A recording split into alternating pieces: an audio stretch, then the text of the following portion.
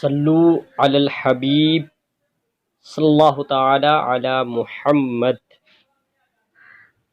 مدینہ منورہ کی ایک رات کی بات ہے کہ مدینہ منورہ کی ایک معزز شخصیت دورہ کرنے نکل کھڑی ہوئی، اور ان کے چلنے کا انداز یہ بتا رہا تھا کہ وہ فقط چہل قدمی کے لیے نہیں نکلے بلکہ ضرور کوئی خاص مقصد پیش نظر ہے۔ چلتے چلتے اچانک ان کی نظر ایک خیمے پر پڑی۔ جب وہ خیمے کے قریب پہنچے تو خیمے کے اندر سے کسی کے تکلیف میں مبتلا ہونے کی آوازیں سنائی دے رہی تھیں۔ اس خیمے کے باہر ایک شخص بھی بیٹھا ہوا تھا۔ انہوں نے اس شخص کو سلام کیا، اور سلام کے بعد اس کا حال دریافت کیا تو معلوم ہوا کہ وہ خلیفہ وقت سے ملنے آیا ہے، اور اس نے یہ بھی بتایا کہ میری اہلیہ امید سے ہونے کے سبب تکلیف میں مبتلا ہے۔ یہ سن کر وہ عظیم شخص اپنے گھر آئے اور اپنے بچوں کی امی سے کہا، کیا تم ثواب کمانا چاہتی ہو؟ اللہ عز و جل نے اسے خود تم تک پہنچایا ہے۔ ان کی اہلیہ نے جواب دیا، کیا بات ہے؟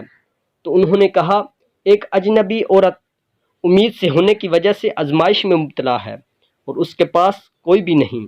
ان کی اہلیہ نے کہا، اگر آپ راضی ہیں تو میں چلتی ہوں۔ انہوں نے کہا، ٹھیک ہے، تم سامان جو ضروری ہے وہ اپنے ساتھ لے کر چلو۔ جب وہاں پہنچے تو اپنی اہلیہ کو اندر بھیج دیا اور خود اس شخص کے پاس بیٹھ گئے اور آگ جلا کر ہانڈی اس کے اوپر رکھ دی۔ ہانڈی پک کر تیار ہوئی تو کچھ دیر بعد بچے کی ولادت ہو گئی۔ ان کی اہلیہ نے اندر سے آواز دی، اے امیر المؤمنین، اپنے ساتھی کو بیٹے کی خوشخبری دے دیجئے۔ جیسے ہی اس شخص نے لفظ امیر المؤمنین سنا تو ڈر گیا اور عاجزی کے ساتھ تھوڑا سا پیچھے ہٹ کر بیٹھ گیا۔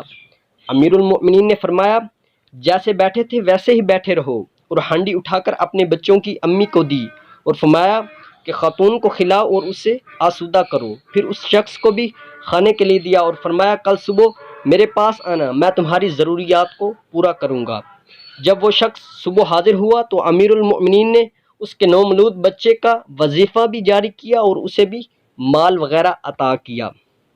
تو میٹھے اسلامی بھائیوں، بیان کردہ حکایت کو سن کر ہر شخص کے ذہن میں یہ سوال پیدا ہو سکتا ہے کہ مدینہ منورہ میں اس رات آخر وہ کون تھے جو شہر مدینہ کا دورہ کرنے باہر نکلے؟ وہ کون تھے جن کی زندگی اتنی سادہ اور مبارک تھی کہ ان کی رعایا کے لوگ بھی نہ پہچان سکتے تھے؟ وہ کون تھے جو اپنی رعایا میں گھل مل کر کام کرنے اور ان میں کسی قسم کی شرم محسوس نہ کرنے کو پسند فرماتے تھے؟ وہ کون تھے جن کے دل میں پیارے آقا صلی اللہ تعالی علیہ وآلہ وسلم کی دکھیاری امت کی خیر خواہی کا جذبہ کوٹ کوٹ کر بھرا ہوا تھا؟ وہ عظیم شخص کوئی اور نہیں بلکہ امیر المؤمنین حضرت سیدنا عمر فاروق رضی اللہ تعالیٰ عنہ تھے۔ آپ رضی اللہ تعالیٰ عنہ کی شان بہت عرفہ و اعلیٰ ہے۔ آپ رضی اللہ تعالیٰ عنہ وہ عظیم خلیفہ تھے جن کی رعایا ان کی درازی عمر کی دعا کرتی تھی۔ آپ رضی اللہ تعالیٰ عنہ خلفائے راشدین میں دوسرے خلیفہ راشد ہیں۔